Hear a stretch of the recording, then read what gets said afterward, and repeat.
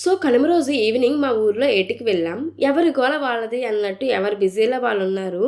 ఏదైనా గేమ్ ఆడదామని చెప్పి ice water game ఆడుకున్నాం.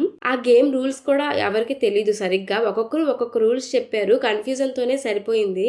మొత్తానికి దొంగ వచ్చి ఎవరినైనా ముడితే ఐస్ అయిపోతారంట. ఆ ఐస్ అయిపోయిన వాళ్ళని రిమైనింగ్ మెంబర్స్ లో ఎవరైనా ఒకరు వచ్చి ముడితే వాటర్ అవుతారు. దొంగ ఎవరినైనా 3 times ఐస్ చేయాలి. ఆ 3 times ఐస్ అయిన వాళ్ళు అవుట్ అవుతారంట. సో ఏదో ఇలా గేమ్ రూల్స్ పెట్టేసుకొని ఆడేసుకున్నాం. ఇయర్ కి వన్స్ అయినా ఇలా అందరం కలిసి సరదాగా ఆడుకుని టైం స్పెండ్ చేస్తే చాలా బాగుంటది కదా. కూర్చొని ఏదైనా గేమ్ ఆడదామని దంషరాట్స్ ఆడుకున్నాం. అప్పటికే చాలా చీకటి అయిపోయింది. చీకటిలో కూడా ఆడేసాం.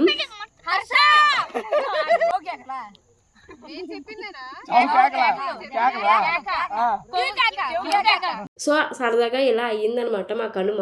If you like the video please do subscribe.